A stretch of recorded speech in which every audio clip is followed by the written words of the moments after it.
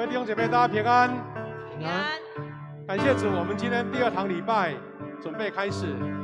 我们教会呢很难得，在这个礼拜开始呢，可以99个人在1堂礼拜来参加。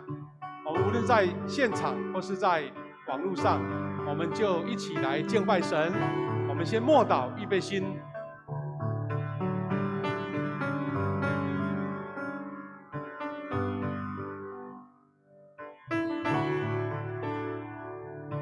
各位弟兄姐妹，圣经诗篇106篇第1节这样说：你们要赞美耶和华，要称谢耶和华，因他本为善，他的慈爱永远长存。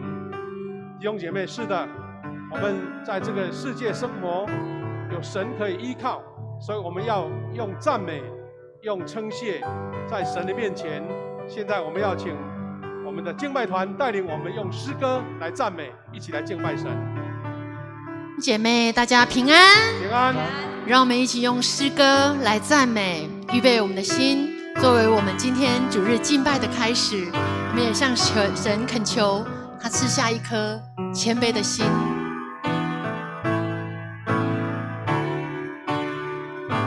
求你给我一颗谦卑的心，给我一个受教的灵，好让我能走在你的旨意里，如同耶稣的生命。求你给我一颗谦卑的心，给我一个受教的灵，好让我能走在你的旨意里，如同耶稣的生命。帮助我更多的祷告，帮助我更深的依靠，单单相信你，深深敬畏你，一生要跟随你。哦，你给我一颗谦卑的心，给我一个受教的灵，好让我能走在你的旨意里，如同耶稣的生命。求你给我一颗谦卑的心，给我一个受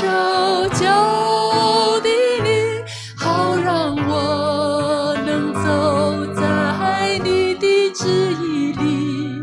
如同耶稣的生命。帮助我，帮助我更多的祷告，帮助我更深的依靠，单单相信你，深深敬畏你，一生要跟随你。帮助我更多的祷告，帮助我更深的依靠，单单相信你，深深敬畏你，一生要跟随你。是的，主，帮助我们更深的敬畏你，我们要一生跟随你。诗篇33篇20到22节，诗人这样说：我们的心向来等候耶和华，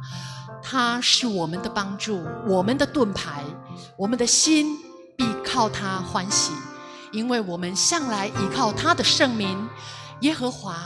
求你照着我们所仰望你的，向我们施行慈爱。是啊，耶和华，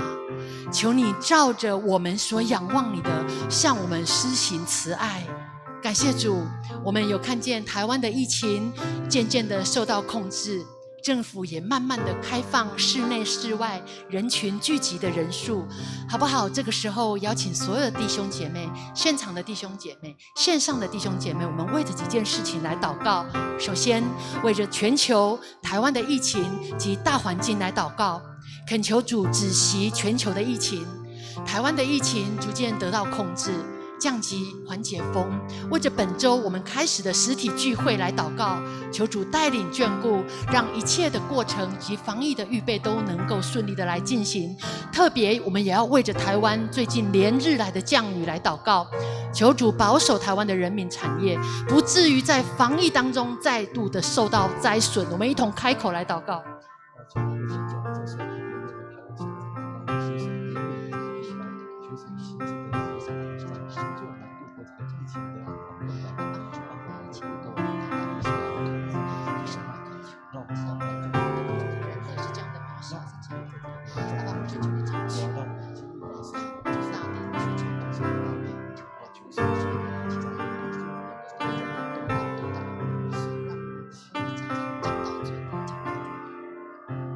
接着我们要为教会的肢体来代祷，特别为着你的亲人，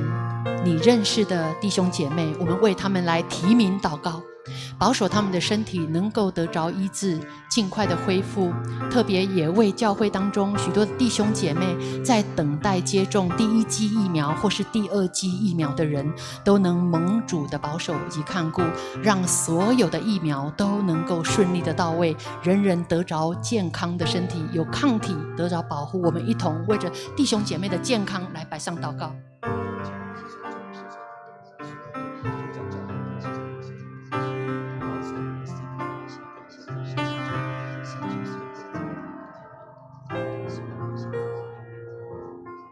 是的，主，我们当中有小组员的家人亲戚正在医院接受手术后的治疗，恳求主此时此刻垂听我们众人的祷告，让我们的家人朋友都能够得着医治，心灵满有平安。更保守教会当中或是我们的朋友尚未接种疫苗的人，都能够顺利接种疫苗，身体得着保护与抗体，为我们的肢体健康来摆上祷告，都是奉耶稣基督得胜的名，阿们。耶稣，我爱你。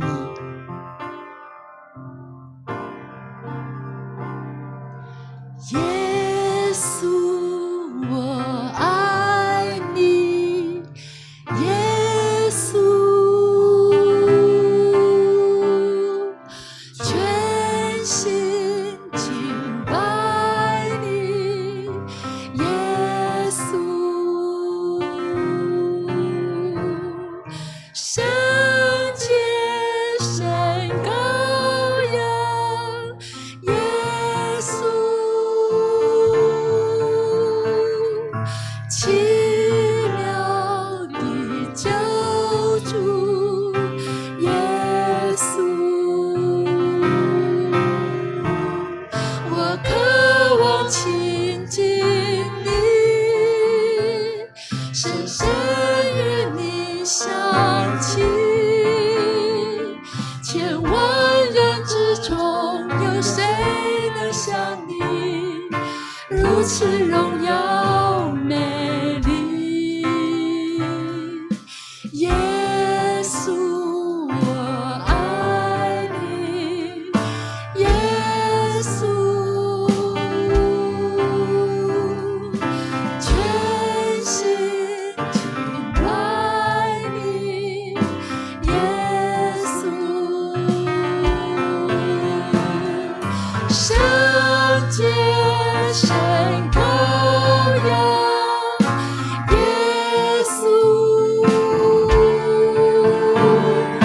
奇妙的救主耶稣，我渴望亲近你，我渴望亲近你，深深与你相亲，千万人之中有谁能像你如此荣耀美丽？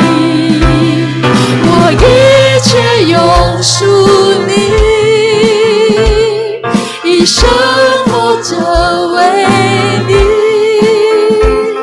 愿时刻依靠你赤身引领，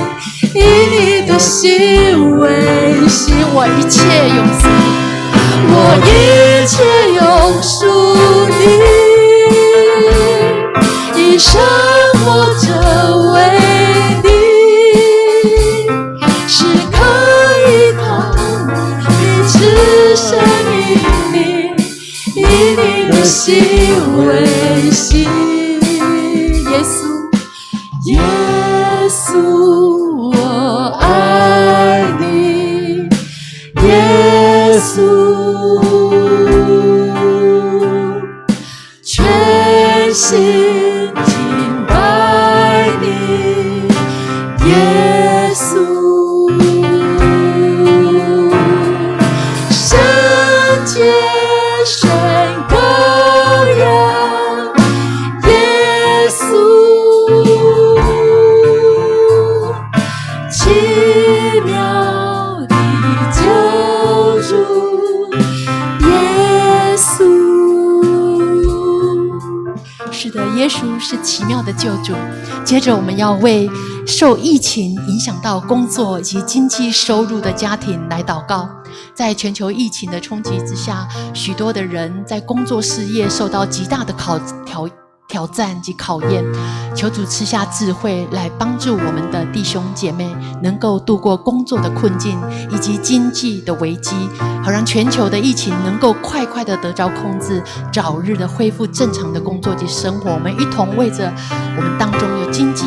收入困境的这些家庭来摆上祷告。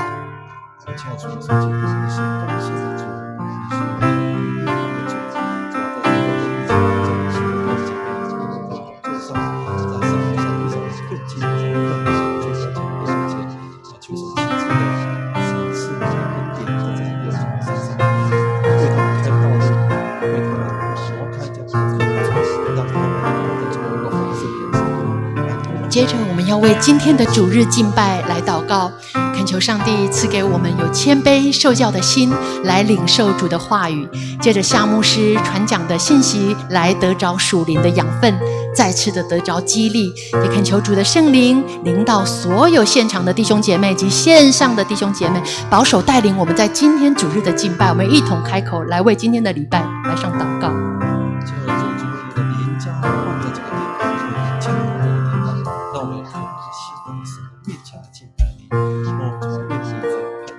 是的，主啊，你是全知全善全能的主上帝，你教导我们在这个全球面临肺炎病毒危机的时刻，仍然做你尽忠的仆人，帮助我们跟随大牧者主耶稣的脚步。他因为爱我们献上了自己的生命，恳求主你装备我们，活出合你心意的生命样式，愿你的名得着荣耀。我们在你的面前这样祷告，都是奉耶稣基督得胜的名求，阿们。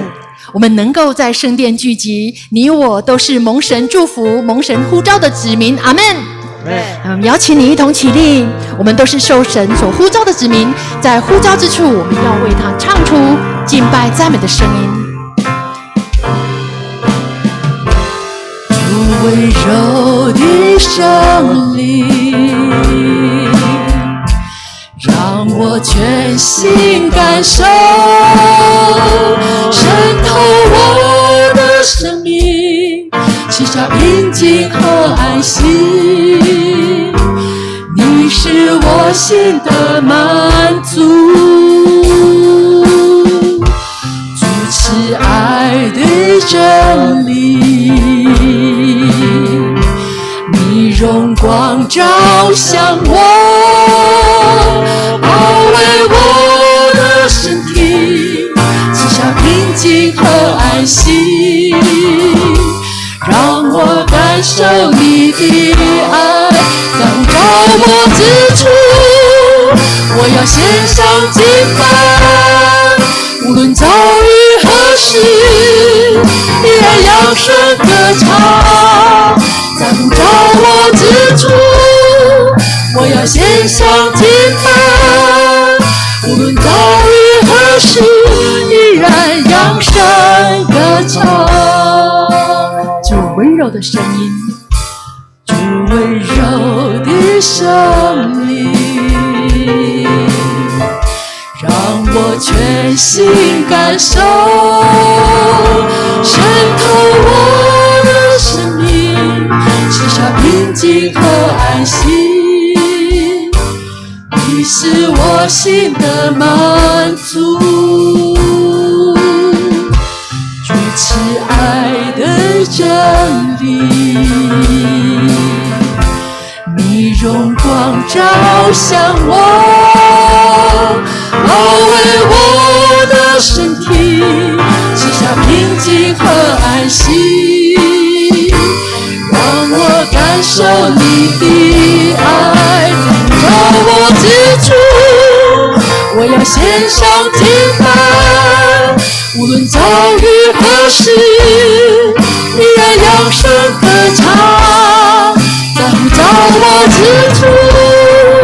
我要献上敬拜，无论遭遇何事，依然扬声歌唱，在我心中是成为我路过的事，成为我生命就在这里献上敬拜，在我心中是成为我路过的事，成为我生命就在这里献上敬拜，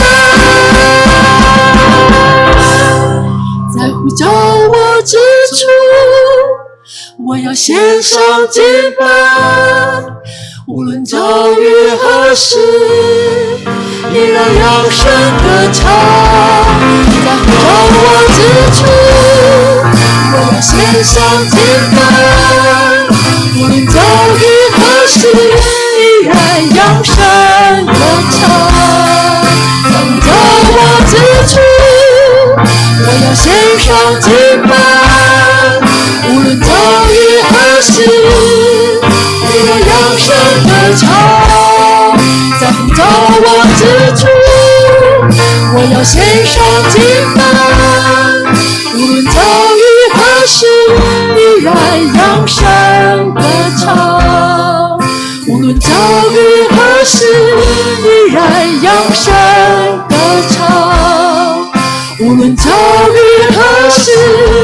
依然扬声歌唱。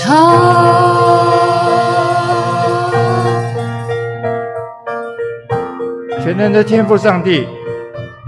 我们满心感谢你，你是圣洁公义的大牧者，你是爱世人万物的创造者。在这个困难的时刻，我们特别感谢你的看顾与引导，让我们在疫情警戒期间仍然可以来到教会敬拜你。在我们软弱的时候，你可以当作我们的依靠，无论是白天或黑夜，无论是任何的时刻，你总是用你的大能力来保护，去爱每一个需要关心的人。在疫情的这段时间，我们总是在想，为什么世界会发生这么严重的疫情？为什么医学技术这么进步？不过人的内心却是仍然充满恐惧。虽然此时的我们无法完全明白你的旨意，但是我们坚信，唯有信靠上帝才是唯一的真理，才是永生的道路。主啊，今日的敬拜，求你让我们不会遇到任何的阻挡，让我们可以专心在圣殿当中来敬拜你。不论是在教会现场，或是在线上敬拜的每一位兄姐，大家都能够从诗歌、圣经、公道与牧师的讲道当中，可以感受到主你满满的爱，感受到主你从你而来的盼望。我们特别为了夏牧师、谢牧师、许传道以及我们所有的行政团队、服侍同工、所有的教会的弟兄姐妹来代祷，让我们每一个人每天的重心都可以把主你的教导放在首位。特别感谢主，我们也看见我们主日学的校长、老师团队用心预备线上的主日学的教学，透过这样，我们看见许多的会友、许多的父母、孩子开始用不一样的方式来服侍你，这是一个好的开始。因为我们知道，领受福音、喜乐服侍是不受到时间跟空间的限制。只要我们真正打开我们的心，用心与主相连结，在我们追求信仰的道路过程，确信你才是我们真正的依靠。有福音在我们身上是何等的福气！主啊，我们需要你继续来引导我们，所以此时我们用主你教导我们的主祷文来祷告。我们在天上的父，愿人都尊你的名为圣。愿你的国降临，愿你的旨意行在地上，如同行在天上。我们日用的饮食，今日赐给我们，免我们的债，如同我们免了人的债，不叫我们遇见试探，救我们脱离凶恶。因为国度、权柄、荣耀，全是你的，直到永远。阿们。会众请坐。恭受上帝的话，本周圣经章节有2处，第一处是记载在诗篇第56篇第3节到第4节，我们一起来念：在我惊惶的时候，我就依靠你，我信靠上帝，颂赞他的应许，我倚靠他，我不惧怕。血肉凡人能对我怎么样？第2处章节是记载在希伯来书第3章20到21节，我们一起来念：上帝已经使我们的主耶稣从死里复活，他凭借耶稣所流的血，印证了永恒的约，使他们成为群羊的大牧人。愿是平安的上帝在你们做各样善事上成全你们，使你们能够遵行他的旨意。愿他借着耶稣基督在我们身上成就他所喜欢的事。愿荣耀归于基督，世世无穷。阿们。接下来引音献诗，本周是由以赛亚牧区带来的献诗，用诗歌来荣耀神。他们的献诗的曲目是上帝听谈压过一切。接下来结束之后，讲道是由牧师的讲道。本周的讲道题目是战胜恐惧，生命给力。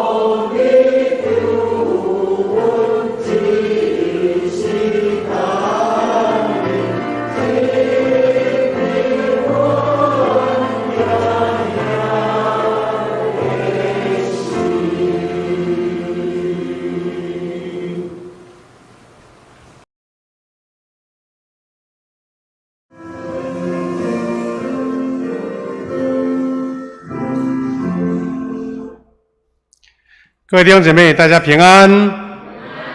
感谢主，今天我们早上有一个好的天气哈。算一算呢，我们教会在5月15号，那天刚好是主日，我们的疫情突然间紧急大家临时通知说，我们必须要做线上礼拜。从那天开始到现在，刚好3个月满满。今天8月15号，我们要感谢神。台湾虽然经历了从来没有过的一种疫情的一个爆发，从最多的时候有好几百个人感染到现在我们这一个礼拜都是3个4个，还有一点点。我们确信神要恩典跟我们同在，让这个疫情能够渐渐的，加上我们每一个人打了疫苗能够在台湾能够恢复那个热络跟平安。我们对照在全世界很多国家都是几万个感染，我们的附近的无论是韩国、日本、越南泰国、菲律宾，还是感染非常的严重。真的，我们是一群有福的百姓，因为大家都很认真的配合防疫大家很按部就班的，大家很愿意忍耐，叫我们不要出门，我们就不出门我们不要到公共场所，我们要戴口罩，我们要喷酒精大家很愿意。我相信大家的付出一定会得到很大的报赏。虽然有很多的不方便，特别是做生意的店家他们没有客人来，求神带领他们能够走过这一段艰难的时刻。感谢主，我们在这个礼拜，我们要透过这个主题来跟大家一起分享。我们人类与生俱来的就是我们会有恐惧，我们会有惊吓害怕。所以牧师的主题叫做战胜恐惧，生命给力。那我们刚刚已经读过经文我们请投影片能够放过来。各位同工，影片可以办吗？影片现在没有办法跳我们要先说到是，我们人会遇到恐惧，这恐惧是人的一个生命的本能一个生命的本能。那恐惧会带来正面跟负面的力量。其实恐惧本身并不是完全都是坏事，就像我们身体有一种免疫的能力在对抗，那能够看到神给我们的力量那我们请同工来帮这个投影片来在现场来秀出来，让大家方便来跟着牧师所谈到的这个分享。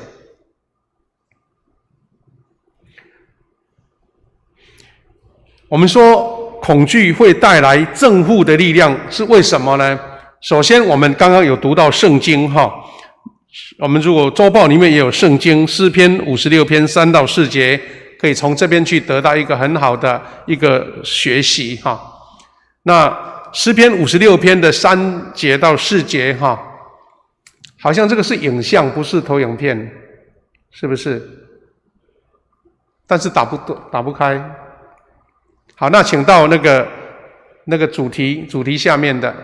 再来。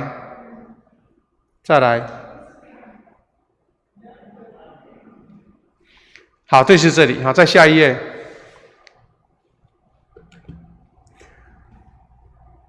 我们在圣经中谈到恐惧的，在诗篇56篇第3到4节，非利士人呢在加特拿住了大卫，就是说大卫呢在一个过程当中被敌人所虏获了。那大卫在描述他的心境，就是遇到极度的危险，有生命危险的时候，他怎么样来维护他呢？下一页。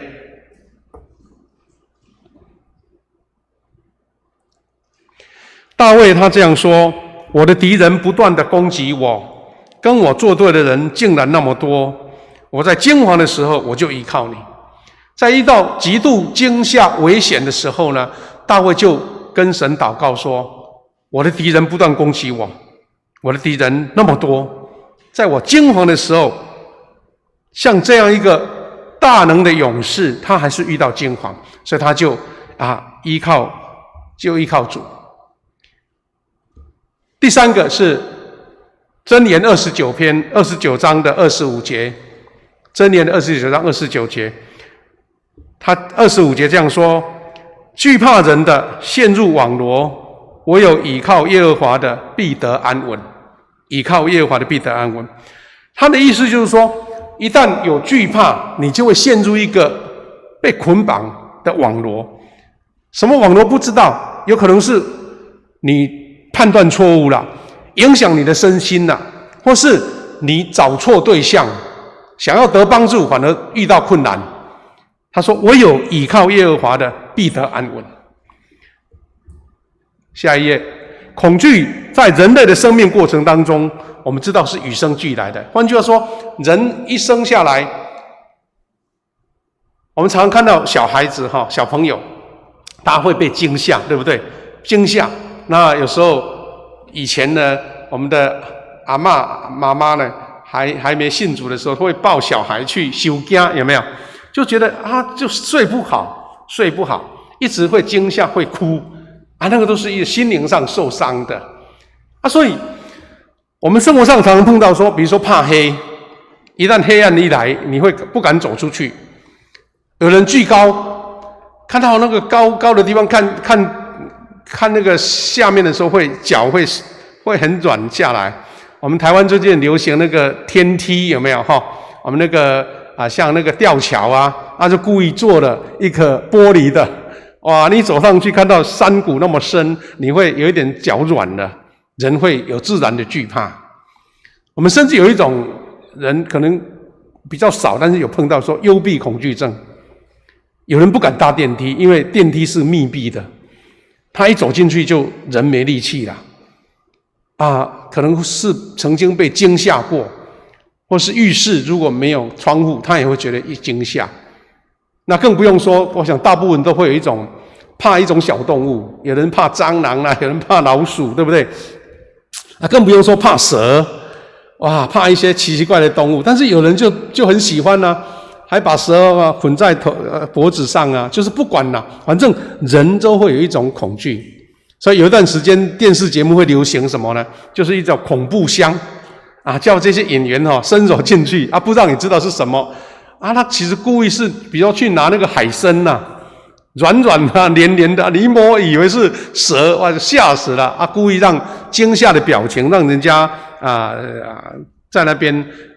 觉得节目造来效果这样子。那有的人是有白袍恐惧症，明明身体都很好去看到医生血压就会高起来那不知道什么原因呢？其实牧师那一天去打疫苗，我也很有自信。我说平常我血压都很正常但是真的是他帮我量血压哇，多了20了，本来120、130变成140、150。我说没有，我没有恐惧，但是其实内在的是不是会担忧，你不知道遇到医生就会这样。所以这个是我们常常生活上碰到的。不过大致上归类，牧师归类到说，人会遇到恐惧大概有这几项。第一个，人类因为恐惧而能趋吉避凶了。你住在土石流的附近，你知道说曾经发生土石流，你就会小心，不要，特别是下大雨的时候。比如说我们有预防性的迁离，对不对？因为你怕这个土石流一来会有危险。那在森林里面有很多不明的危险大家会防避这样子。那恐惧也带来人类文明的进步比如说为了防止黑暗，我们就发明了蜡烛、烛光电灯让它亮起来你晚上可以自由行走，不怕黑暗。你会打手电筒，因为这条路很暗，你要走过去。那科学研发人类的文明的累积甚至医药的进步人遇到什么样的疫症不知道怎么办就赶快去找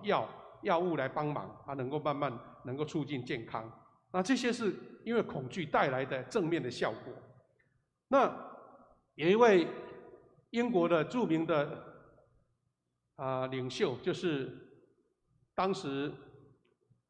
在英国的一个2次大战的领袖丘吉尔，他是有一句名言叫做"恐惧的总和"啦 ，The sum of all fears。他讲了一句话，他说："或许你可将最勇敢的水手、无畏的飞行员或大胆的士兵齐聚一堂，但你得到些什么呢？"他说："是你得到了他们心中恐惧的总和。"有时候强手对强手，其实内心呈现出一种无名的恐惧，也不知道对方有什么样的厉害的招数那换句话说，这些最勇敢的人在一起，其实是一种恐惧，也是一种恐惧，因为他面对未可知的，甚至是生命的危险。那这是当年一本用这个名称恐惧的总和的一本小说那个惊恐的小说。后来也拍成电影《恐惧的总和》，它是根据这本汤姆克兰西的小说来写的。但这一个小说有一种类似那种恐惧让人类遇到的困境来拍这个电影那他所描述的是什么？他说恐惧会带来什么？或许是力量，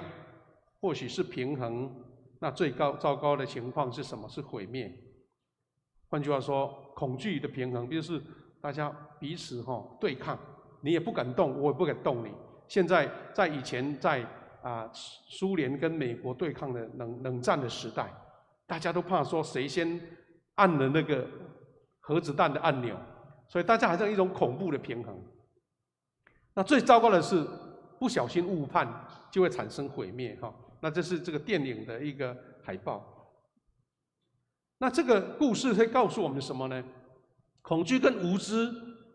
所带来的，容易带来毁灭性的悲剧。你害怕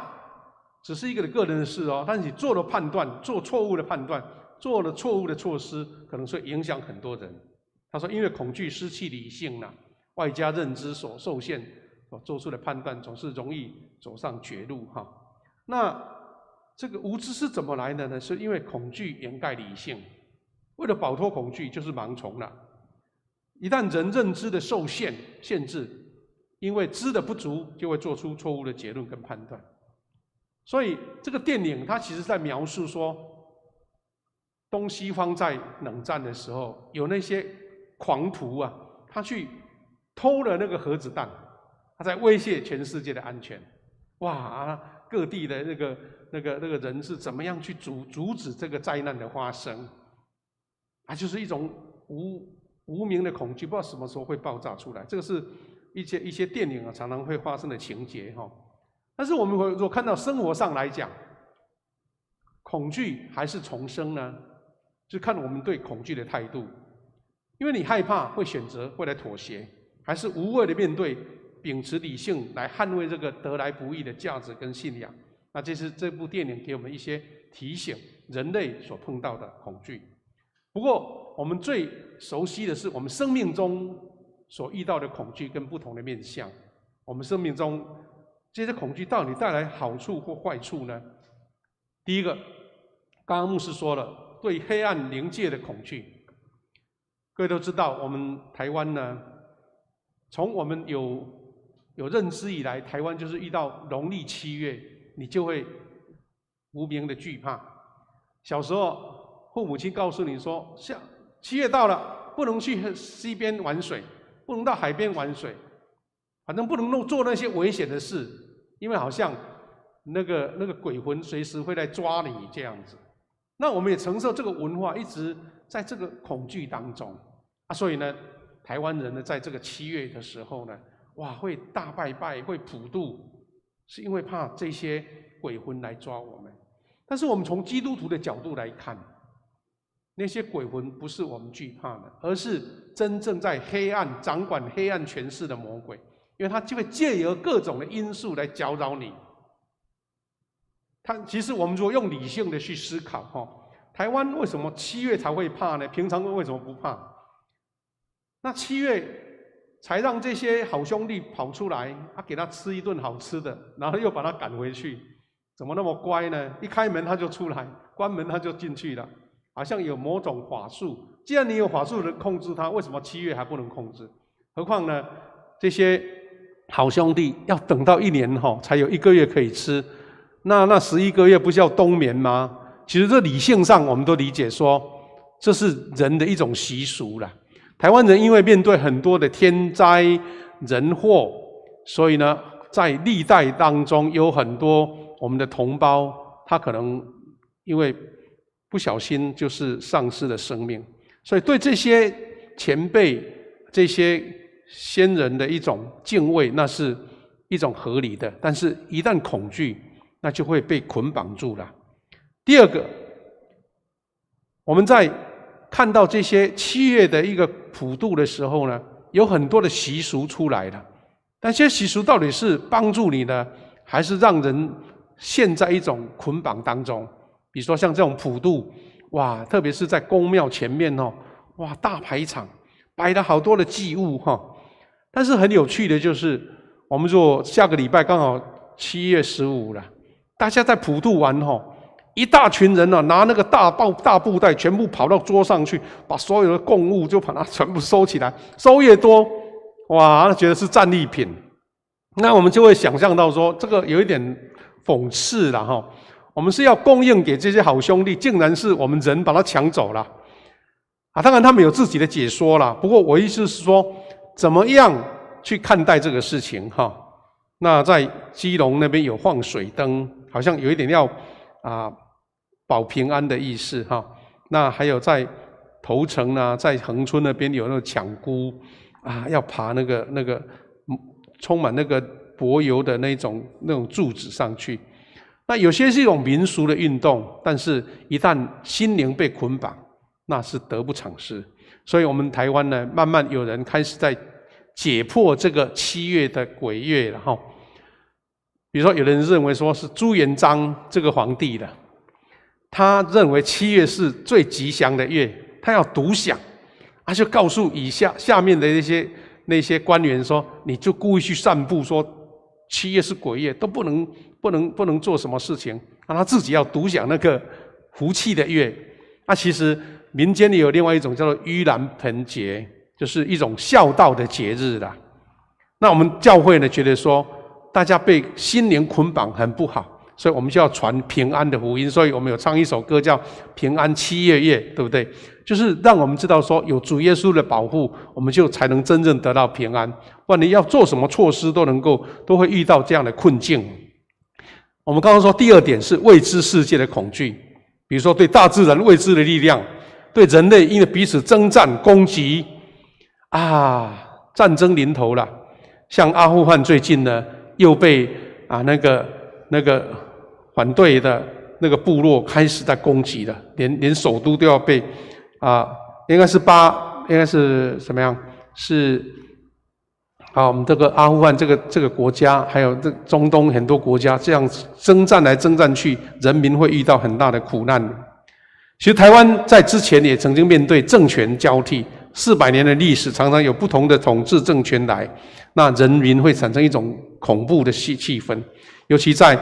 几十年前的台湾，在面临戒严时期啦、白色恐怖的时候，大家有一种集体的恐惧，也不知道什么时候会遇到这样的困境，被抓被关这样子。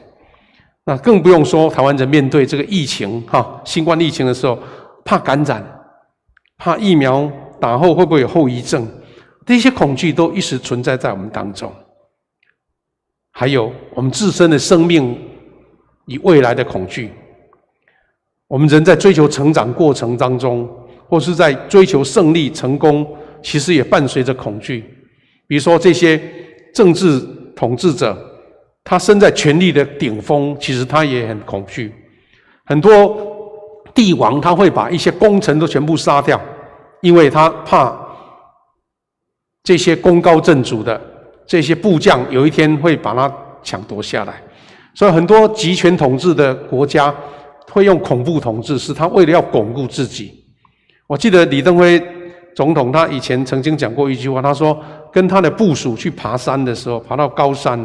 比如说到爬观音山他看到顶峰的时候，看到上面就没有了，只有下面，他会觉得说人在那个地位还是有自己的恐惧，觉得好像不知道什么事情没做好。那权力的高峰也是这样，我们做生意的生意人，你在做事业，你在开店，有时候面对经济一变化，事业的盈亏会让你有恐惧，没有办法好好安睡。更不用说我们在生活上，年轻人遇到考试啊、升迁啊，我们有亲友生病啦、手术啦，看到生命的无常啦，我们失去亲人啦，这些都是让我们有一种没有办法掌握命运的一种恐惧。那些恐惧有时候在胜利的时候或是失败的时候，在瞬间产生，让人家没有办法去预测。上个礼拜牧师曾经分享过，在东京奥运在运动场上也这样子，在竞技上面呢，面对胜利跟失败，那个恐惧是在一瞬间来。你如果心理上没有办法掌握好，其实不一定是你能力技术输，而是心灵的一个缺憾。喜欢看运动比赛的人有一个非常经典的画面，就是在东京奥运会，我们台湾的选手在羽球场上的一个是第一站就失败了的一组，另外是一路过关斩将，但冠军战的时候才输掉。那不同的结局，那这个是很有趣的一个故事也是算是经典的比赛。这个就是戴资颖他刚开始的时候势如破竹，20分钟、30分钟就解决一个了。但是越来越遇到挑战的时候，他的压力来了。我们电视的广告都说戴资颖第一名，戴资颖第一名，全台湾的期待就是说你不拿冠军就是很逊了。他带着我们台湾人的期待，不过这个压力真的重。他到最后一战，仅些微的差距就输掉了。不过另外这一队最近很出名林良配呢，他们第一站就输掉了。他的教练告诉他们说：“你再输也没什么好输的，放松打。”反正他们越打越好，越打越好，到最后拼出了冠军。刚开始的时候，这两位大家不太注意，因为他不是最顶尖的，不过他们就是得到胜利，所以胜负之间差距很大。到底那个恐惧感如果掌握不好，就会这样子。甚至有一个体操天后拜尔斯，她是有史以来有人认为说她的体操动作是最完美的，所以把她称为叫天后。这个拜尔斯她刚出去参加初赛的时候就淘汰掉了，因为她心中有恐惧，所以她用心理健康的因素呢，退出了冬奥，不想再背负全世界的期待。就这一位她在之前的那个巴西的里约奥运是得了4面金牌真的是打遍天下无敌手，但是他因为心理上的关系就退掉了。另外还有一个是大阪直美，喜欢看网球的人知道这个脸黑黑的，但是他是日本人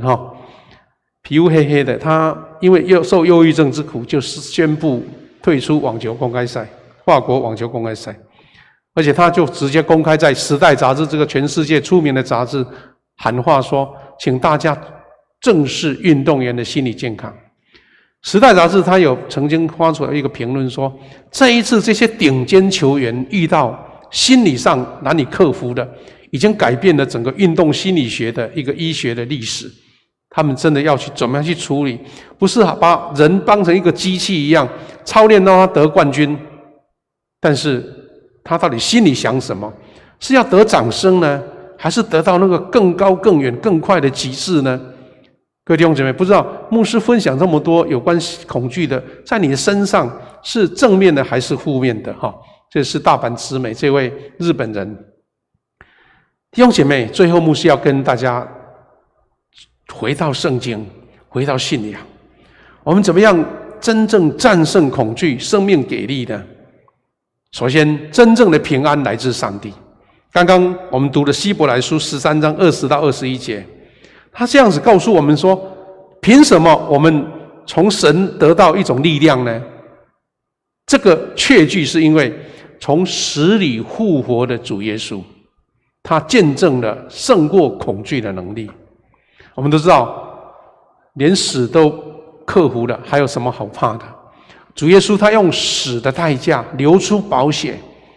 让我们因为有这样的确信，找到能力。他说，凭借耶稣所流的宝血，印证了永恒的约，使他成为群羊的大牧人。各位弟兄姐妹，我们所凭借的不是我自己的一个匹夫之勇，而是因为有神奇妙的保护，有耶稣基督宝血的遮盖，我们就能超越这些恐惧。是平安的上帝在我们所做各样事上成全我们，使我们能够遵行他的旨意。意思是说，我们用自己的方法可能都有疏漏，有不足，有起起伏伏，有跌倒，但是平安的上帝让你的心境得到完全的依靠，我们就看各样的善事能够成就，而且我们能够遵行他的旨意，不会这个心思变化或是三心两意哈。他说，借着耶稣基督在我们身上成就他所喜欢的事。所以基督徒是确信到说，我们都有恐惧，那些恐惧那么多，可能有其中好几项，但是我是因为靠着上帝是平安的上帝给我这样的力量。所以从这样的宝贵的教导，我们要战胜恐惧能力的来源，我们怎么样的路径？牧师最后跟大家分享，第一个，我们要在主面前承认自己的软弱。在主面前，我们愿意承认，愿意坦开。我们刚刚看到大卫在上帝面前，他有宣告自己的恐惧惧怕，所以他觉得他需要依靠主。你有恐惧吗？你不要在人面前然后也惊了，很那个觉得不好意思讲出来，是愿意坦然在神面前。我们也常常在祷告中怕示弱，比如说我们在群体小组的祷告，你自己明明有很多担忧、很多恐惧，但是好像有点不好意思、害羞，不敢讲出来。在家人面前有时也这样子，但其实神他都知道你的心意，你只要把自己的困难讲出来，神的恩典、耶稣基督宝血的能力就出来了。这是我们基督徒一个战胜恐惧的一个程序。第二个是完全的交托。既然你的困难没有办法自己解决，你就把事情丢给神。腓立比书我们出名的经文4章6到7节说，你们应该一无挂虑，要在祷告中把你们所需要的告诉上帝，用感谢的心祈求。不要挂虑，不是说什么都不想他，是交托了。你把困难、把需要都告诉上帝，然后对这位应许的神说，上帝，我感谢你，我什么样的苦难，我什么样的难过，我什么样的哀伤，我什么样的困境我自己处理不了，神啊，我交给你，我要感谢你，因为我确信你能够帮助我，是一种对神的信心的依靠。他下面一节这样说，上帝所赐那超越人所能理解的平安，所赐超越人所能理解的，就是莫名的平安，那感觉不知道为什么就突然间不怕了，不担忧了，不再那个睡不着了，因为神赐给你是超越人能理解的，好像科学也分析不出来，医生也解释不出来的那个平安。我想每个人都需要，但是你要交托。他说会保守你们的心怀意念，是说借着耶稣基督。刚刚不是讲过吗？耶稣基督他有保险的能力啦，他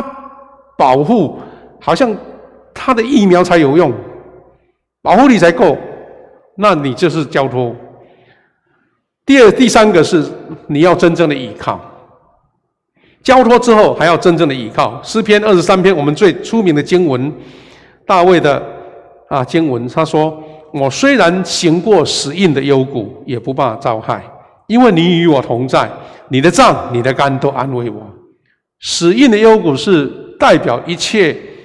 危害或是恐惧，一切害怕，人生所怕失去的。但是他说我不怕，因为神跟我们同在，因为他用他的杖他的竿来安慰我们。甚至在最逆境的时候，最不可能的情境之下，我们能够胜利。他说在我敌人面前，你为我摆设宴席，你用油膏了我的头，使我的壶杯满溢。敌人面前还可以摆设宴席而且油膏的表示丰富我的福杯满溢。刚刚我们读了56篇3到4节，也同样在这样讲。第3节说，在我惊惶的时候，我就倚靠你，我信靠上帝，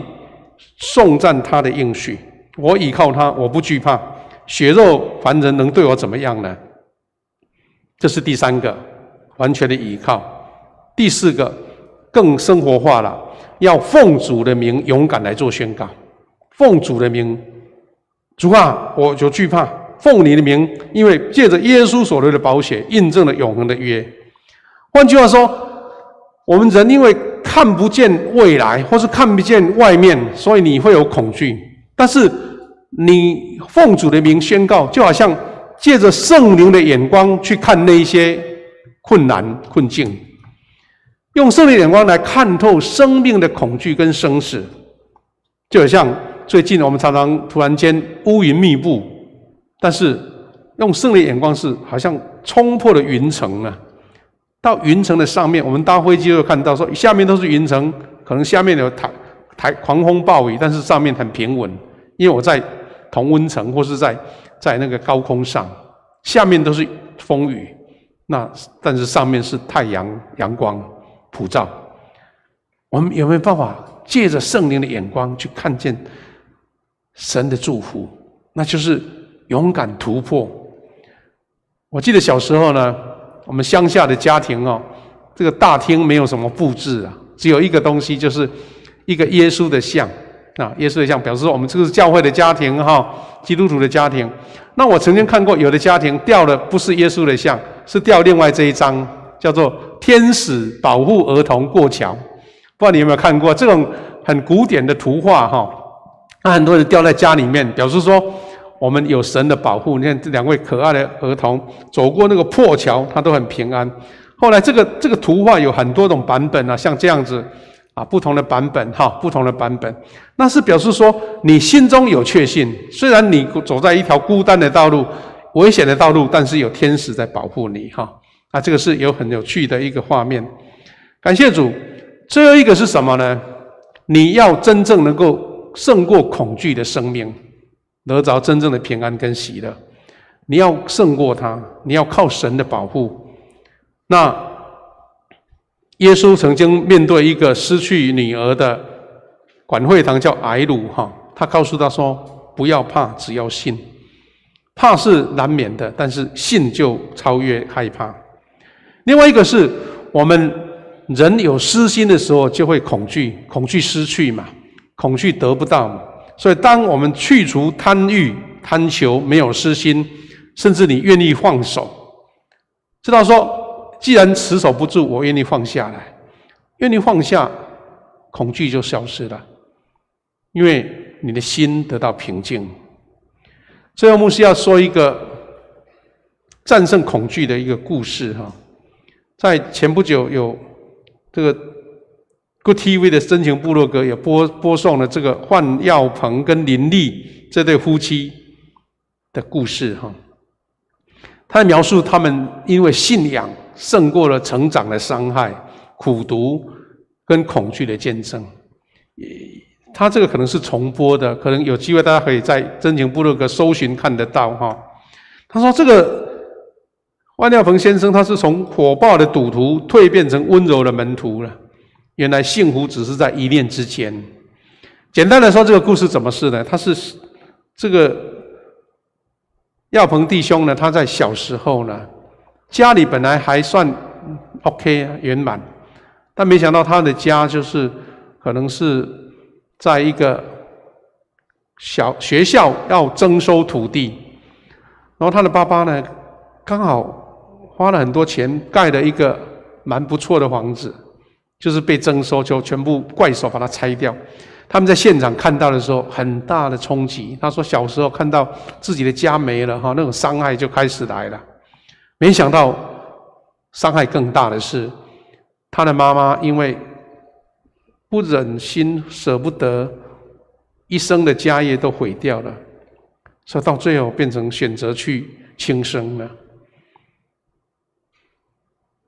然后他的爸爸也因为太过受伤害，太过难过，竟然遇到精神的疾病，等于一个家庭就这样破碎掉。他所以从小就必须要在菜市场去用自己的办法去谋生他很会，他就是为了要得更多的财富，所以就到市场上去卖东西，卖水果，卖各种东西。他很会打招呼，很会拍卖这样子，但是他心中一直没有平安。小时候的伤害到现在，所以呢，他就患了赌博的恶习了。赚了钱，他就马上去赌博，输光了。他因为觉得说想要在赌场上胜利的那种心情来安慰自己，但是都没效。他娶了一个同样在菜市场摆摊的他的太太，叫林丽他太太为了他先生爱赌博到处去拜，有公庙就去拜，但越拜越没效，甚至还跑到宜兰去听说一个阿伯很厉害很会看他的相要教他怎么做，他就这样跟着做，要弄多少钱就弄多少钱，到前后已经花了100多万，但是都没有什么效果。直到有一天精疲力竭了，他的一个朋友告诉他说：“你去拜来拜去都没什么效果，要不要跟我去教会啊？”他说：“拜那么多没效不差一个啦他就跟着他们去教会了。他说一去教会，听到敬拜团带领唱诗歌，一听到诗歌，眼泪就留不住，一直流。他好像觉得说，突然间有一个温暖在遮盖着他，到处去求得不到的，竟然在教堂里面，所以他就很快就受洗，而且还带领他的先生要来受洗。那先生一直不肯，因为他那个坏习惯解决不掉。不过直到有一天，他真的跟他来教堂了，也是听到诗歌，他突然间发现说，他为什么会一直沉迷在这个毒瘾里面？慢慢，圣灵掏尽他一切的苦毒，小时候遇到的伤害，想要在赌场里面胜利那种一瞬间的一种英雄感，他最后呢被神医治了。他到以前赌场经过的时候，他突然间发现说，我当初怎么那么笨，这一群人怎么那么笨拿钱去让这些专业的赌徒把你钱都赢过去了。他还喜欢玩那种电动玩具，那种赌博玩具。原来发现说，有那个机房在后面控制住了，你要得什么奖，他都帮你分配好了，给你一点甜头，然后让你丢更多钱进去。原来是后面的程式都帮你控制好。他说怎么那么笨呢？他太太就说当初你就是这样子啊。原来那个眼光被遮蔽到了。后来他信主之后，从原来一个很冷漠，不会对孩子很凶的一个爸爸，变成一个温柔的爸爸，他的孩子才愿意跟他在一起。他开始参加我们教会不是有这个心灵更新营会吗？他连续参加10几届，他却每次去就得到一个捷径，一个医治。各位弟兄姐妹，神凡事都能。你遇到困难的时候，你找不到出路，但是神说你来亲近我，我就让你得帮助。就像我们遇到苦境困难的时候，愿意跟神说，是的，我有恐惧，我有艰难，我有软弱，神啊，我要依靠你。就像腓立比书告诉我们的，只要凡事交托，神所赐出人意外的平安要跟我们同在。愿在这个7月，我们遇到台湾人在恐惧的时候，我们真正得到平安的来源。弟兄姐妹，我们接下去，我们要一起做一个祷告哈，做一个祷告啊，一起为这些事情祷告。之后牧师做一个报告就要来结束，我们一起来祷告。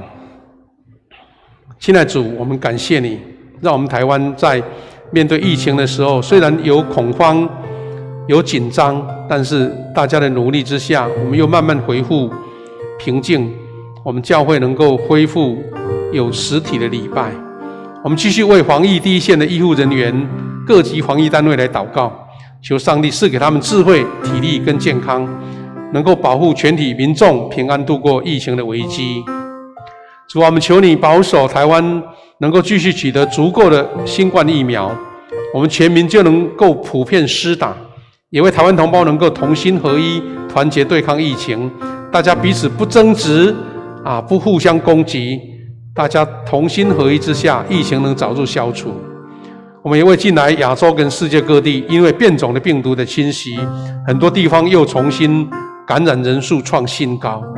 主啊，我们同心代祷，求主保守世界各国，尤其是许多弱势的国家，能够有足够的疫苗保护，能够发挥免疫的效能，让疫情能够早日得到消除。主啊，我们也为疫情影响之下，经济事业、工作受影响的兄姐，他们遇到困境的时候，主求你赐给他们智慧跟力量，保守他们能够顺利度过难关。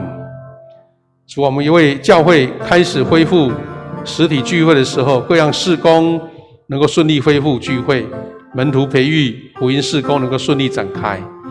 我们也为暑假期间青少年主日学有好的假期安排，身心灵都能成长。主日学生他们有好的时间的分配，让他们能够过一个快乐的暑假。我们也为病痛接受治疗跟静养的兄姐祷告，求主保守跟医治，让他们能够迅速来恢复健康。特别我们为在农历7月台湾同胞心灵的平安祷告，在这个受捆绑、黑暗权势捆绑的7月，大家在大肆进行祭拜普渡的时候，心中没有平安。求上帝保守基督徒，我们能够努力传扬平安的福音，让我们的台湾同胞心灵得到平安跟喜乐。主啊，最近我们在缺水，需要雨水，但是现在反而雨水超多，很多地方有土石流。主，我们知道我们自己的不足跟软弱，求你保守我们台湾的居民能够遇到这样的大自然的灾难的时候，能够平安度过。也求你保守我们弟兄姐妹，无论在实体或者在线上聚会的每一个人，都能得到神的保护，天天有神赐的喜乐跟平安，出入都有神的保守。奉你们的祝福每一位弟兄姐妹，祷告奉耶稣的名祈求，阿们。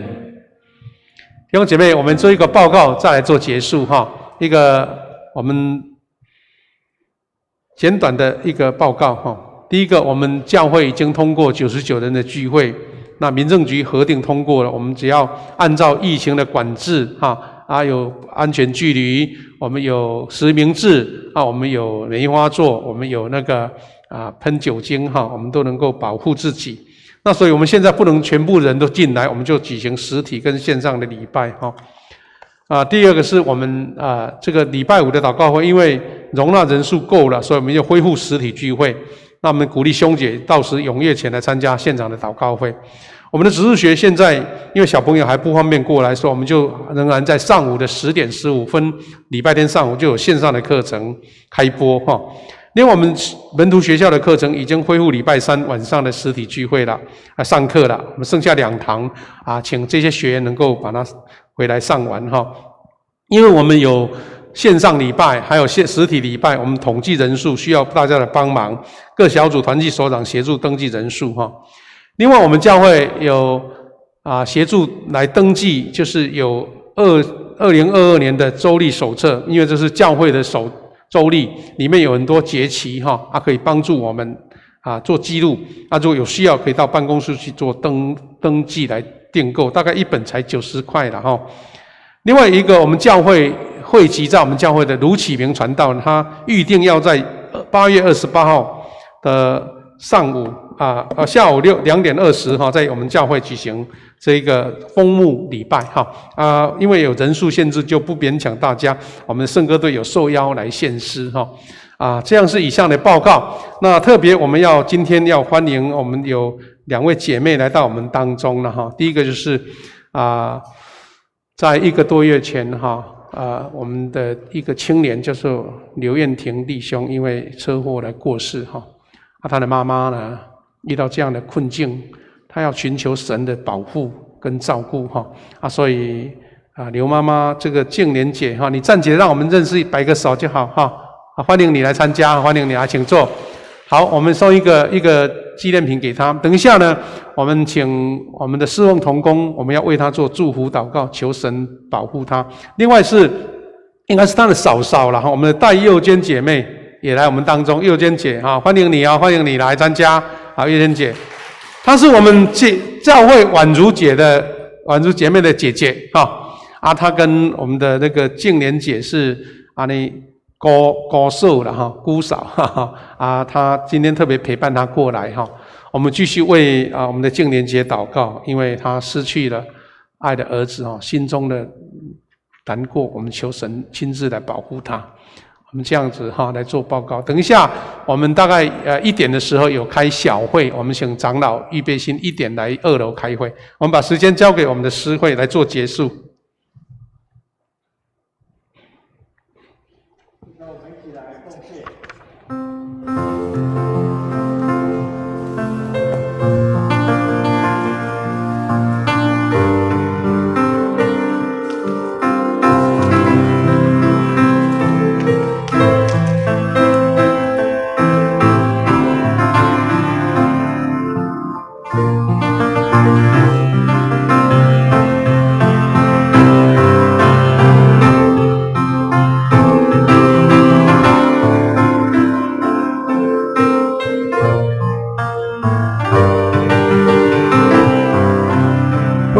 会众请起立，我们一起来唱奉献的诗歌。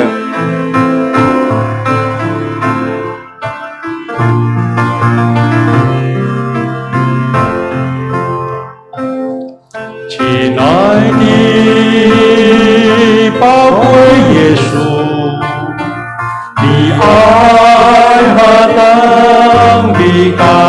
甜，我的心深深被你吸引，爱你是我的喜乐，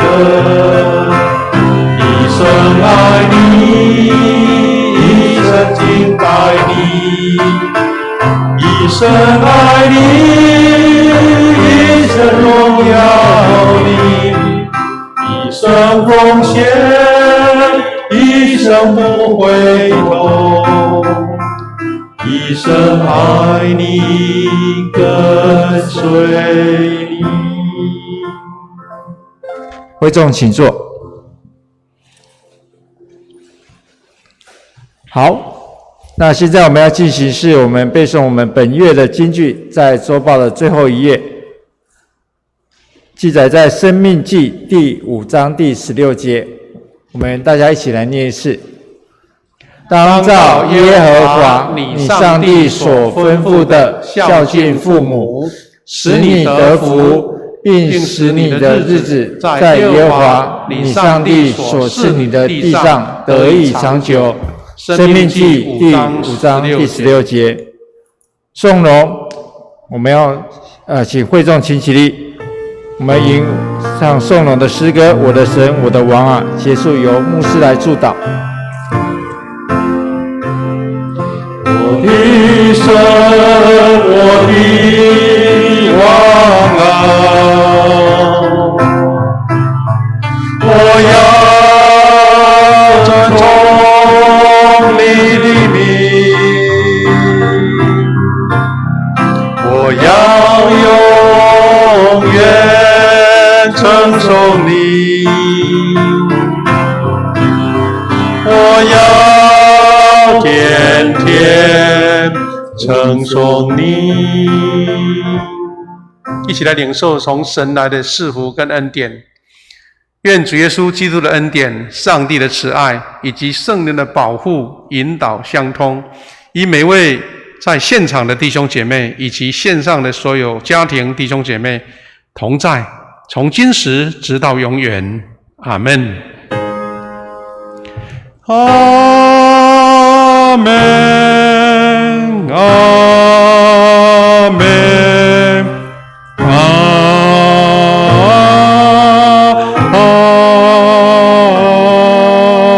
门。我们请坐，我们来默祷感恩，来避会。